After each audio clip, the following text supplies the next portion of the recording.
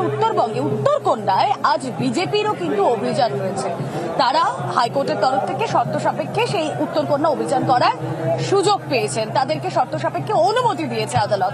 সরাসরি চলে যাই, পার্থ আমাদের সঙ্গে রয়েছেন। পার্থ, একটা রুট ম্যাপ রয়েছে, সেটা মেনটেন করেই তাদেরকে যেতে হবে। এখন ঘড়িতে সময় সকাল 8:30। কি ছবি উত্তরকন্যা অভিযানে?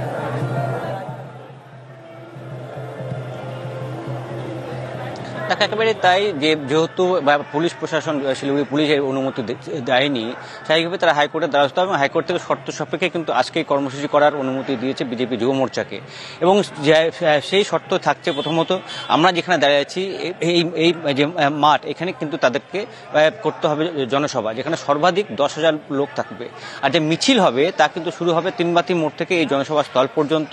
সেখানে কিন্তু প্রতিটি মিছিলে 100 জনের বেশি কোনো কর্মী সমর্থক থাকবে না, এবং এই মিছিলের শুরুতে এবং শেষে পুলিশ পাহারা থাকবে। আর আমরা জানি যে তিনবাতি মোড় থেকে সভাস্থল মাঝেই কিন্তু বাঁ দিকে হলো উত্তরকন্যা। সেই উত্তরকন্যায় যে চলো অভিযান ডাক দিয়ে সেই উত্তরকন্যাকে তারা ঢুকবে। এটা গতকাল এই প্রসঙ্গে যখন রাজ্য বিজেপি যুব মোর্চার সভাপতিকে জিজ্ঞাসা করা হয়, তিনি কিন্তু বলেন হাইকোর্ট যা দিয়েছে সেই আইন মেনে তারা চলবে, আইন তারা ভাঙবে না।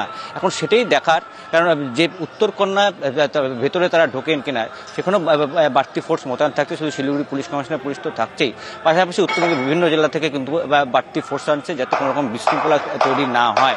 পুরোটাই কিন্তু নিশ্চিত নিরাপত্তা মুড়িয়ে ফেলা হচ্ছে একেবারে তিনবাতি মোড় থেকে এই সভাস্থল পর্যন্ত।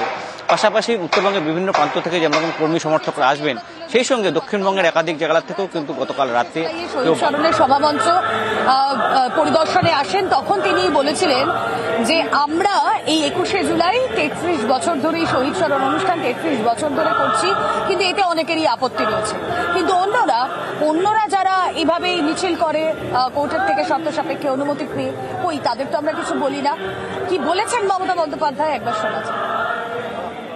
অনেকে আপত্তি জানায়, তাদের আমি বলি, তারা যখন নবান্ন অভিযান করেন পুলিশের পারমিশন ছাড়া, তখন আপত্তিটা কোথায় থাকে? আমাদের প্যারালাল প্রোগ্রাম করতে গিয়ে তাদের প্রোগ্রাম করতে হয়। তাদের যখন সেন্ট্রাল প্রোগ্রাম থাকে, আমরা তো প্যারালাল প্রোগ্রাম করি না। তৃণমূল কংগ্রেসের কাছ থেকে শিক্ষা নেওয়া উচিত, দেখা উচিত। আমরা শুধু শহরের মানুষের কথা বলি না, আমরা বলি প্রান্তিক মানুষের কথা। রাজ্যের মানুষের ভরসা নিউজ 18 বাংলা। রাজ্যের মানুষকে নিউজ 18 বাংলা নিরাশ করবে না। আজ 21শে জুলাইয়ের সব ছবি সবার আগে তুলে ধরবো একমাত্র আমরাই। সঙ্গে থাকুন, দেখতে থাকুন নিউজ 18 বাংলা।